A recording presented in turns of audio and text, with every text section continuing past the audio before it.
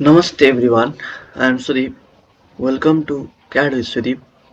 आजको यो सिङ्गल भिडियोमा हामी सोलिड वर्क्सको बेसिक स्केच टुलहरू सिक्छौँ है त। स्केच टुल के हो र यसले के काम गर्छ। सिम्पली कुनै पनि एउटा पार्ट बनाउनको लागि नयाँ पार्ट बनाउनको लागि यहाँ न्यूमा क्लिक गर्ने अनि पार्टमा क्लिक गरेर ओके गर्ने। अब हामीले स्केच गर्ने ठाउँ खुल्छ। अब सोलिड वर्कमा बेसिकल्ली तीनटा प्लेनहरू दिएको हुन्छ, फ्रन्ट प्लेन, टप प्लेन र राइट प्लेन। हामीले कुनै पनि एउटा मोडललाई चाहिँ तीनटा प्लेनमा डिस्क्राइब गर्न सक्छौँ, front plane, top plane, right plane भनेको कुनै पनि एउटा 3D स्केचलाई चाहिँ तीनटा प्लेनमा देखाउन सक्छौँ।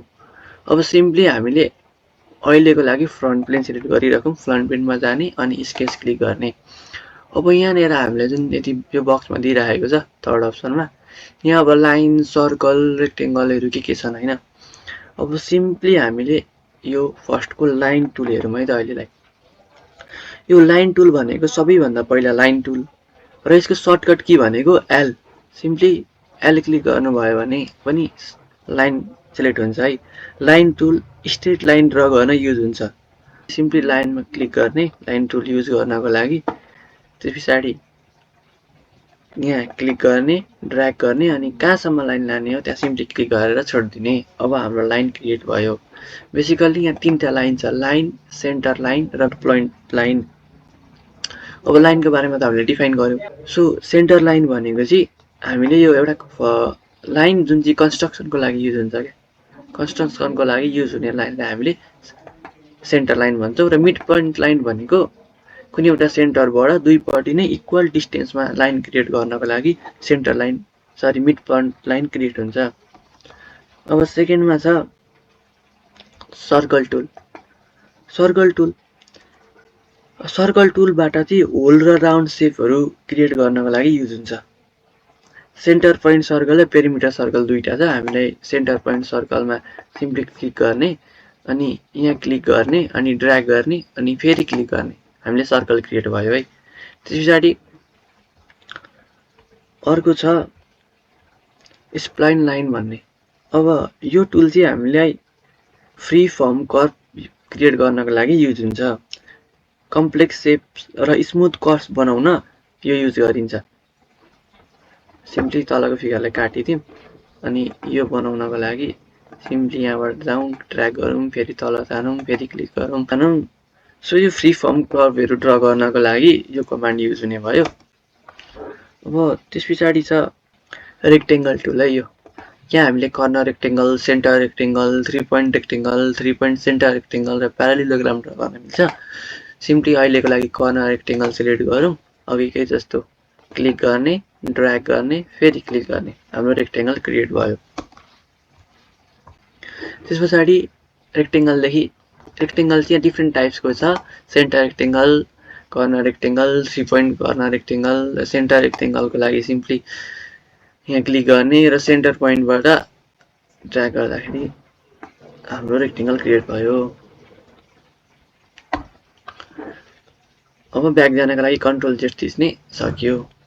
अब त्यस पछाडि यहाँ छ आर्क टुल। यो हाम्रो जुन थर्ड, फोर्थ, फिफ्थ अप्सनमा छ यो आर्क टुल। यसको काम भनेको चाहिँ आर्क कर्भ सेप बनाउन युज हुन्छ र यो बेसिकल्ली तीनटा छ होला यहाँनिर, centre point arc, tangent arc र 3 पोइन्ट आर्क। एउटा सेन्टर पोइन्ट आर्क हेरिदिउँ। सिम्पली यहाँ क्लिक गर्ने अनि ड्र्याग गर्ने, एउटा इमेजिनेरी सर्कल जस्तो बनाऊ, कन्स्ट्रक्ट सर्कल जस्तो।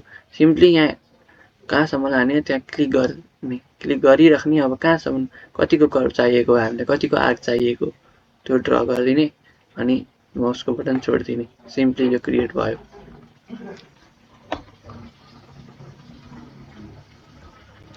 त्यस पछाडि यहाँ अर्को छ इलिप्स टुल। यो इलिप्स टुल चाहिँ ओभल सेप बनाउनको लागि युज हुन्छ।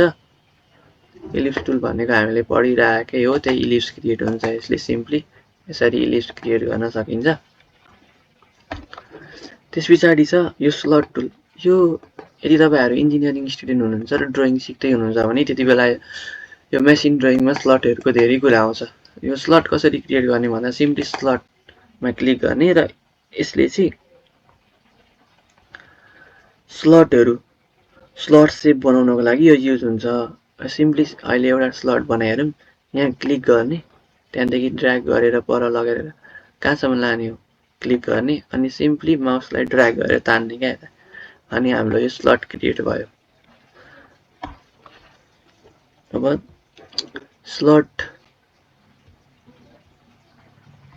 त्यस पछाडि अब यसैको छेउमा हामीले स्मार्ट डाइमेन्सन भन्ने देखिरहेछौँ। सो नाउ सबैभन्दा इम्पोर्टेन्ट टुल भनेको यो स्मार्ट डाइमेन्सन हो। स्केच कम्प्लिट बनाउन डाइमेन्सन कम्पलसरी हुन्छ। लेन्थ, डायमिटर, रेडियस, एङ्गल सबै डाइमेन्सन यसबाटै दिन्छ। सो यो डाइमेन्सन टुल चाहिँ कसरी युज गर्ने भन्दाखेरि, मानिलियो हामीलाई सर्कलको डाइमेन्सन दिनु पर्यो भने सर्कल एउटा ड्र गर्ने, सिम्पली सर्कल ड्र गर्ने र स्मार्ट डाइमेन्सनमा क्लिक गर्ने, त्यस पछाडि सर्कलको भागमा क्लिक गरेर ड्र्याग गर्ने। अब यहाँ हाम्रो यो सर्कलको कति छ डायमिटर आयो। अब यो डायमिटर यहाँ फेरि एकतालि क्लिक गर्दा तपाईँलाई चाहिए अनुसारको डाइमेन्सन दिन सकियो। अब 23 डायमिटर भएको मलाई चाहियो भने 23 क्लिक गर्यो, सिम्पली 23 डायमिटर भएको सर्कल यहाँ बनौँ। सो यसरी हामीले सर्कलमा डाइमेन्सनिङ गर्न मिल्यो। अब in case of line, simply line एउटा ड्र गर्यो अनि लाइन ड्र गर्यो। अब यो लाइनको लेन्थ कति दिने त भन्दाखेरि सिम्पल स्मार्ट डाइमेन्सनमा क्लिक गर्ने, यो लाइनमा क्लिक गरेर ड्र्याग गर्ने। 42 छ अहिले, हामीले यसलाई 42 mm राखिदिउँ। 42 mm को यो लाइन बन्यो। सो यसरी हामीले डाइमेन्सन दिइरहेको छौँ। सो डाइमेन्सन दिँदाखेरि चाहिँ हामीले कुनै पनि फिगरलाई यसरी डिफाइन गर्ने कि यो कम्प्लिटली डिफाइन होस् क्या। मिन्स यो सेन्टर पोइन्टबाट चाहिँ यसलाई कम्प्लिटली डिफाइन गरिदिने।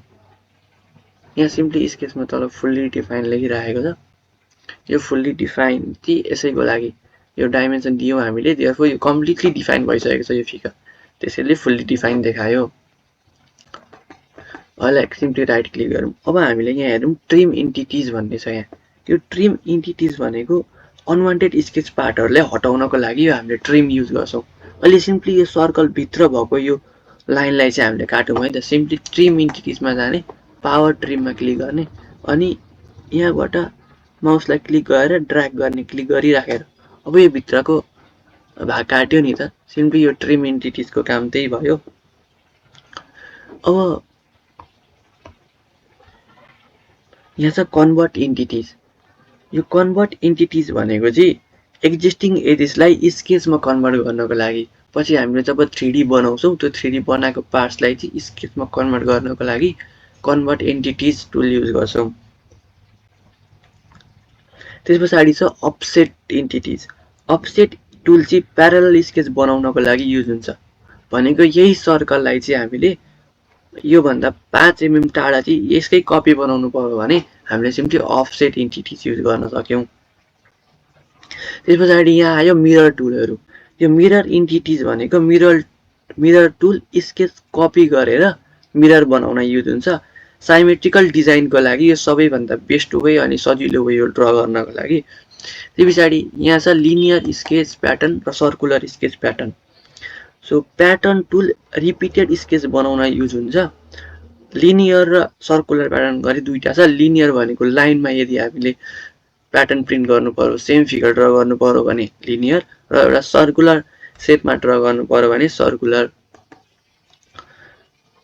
सो आजको पार्टमा चाहिँ यति नै सिक्यौँ र यस्तै भिडियोहरू तपाईँहरूलाई सलिड वर्कको सिम्पली वेमा सिक्न चाहनुहुन्छ भने च्यानललाई सब्सक्राइब गरिदिनुहोस् र यो भिडियोलाई लाइक पनि गरिदिनुहोस्। धन्यवाद।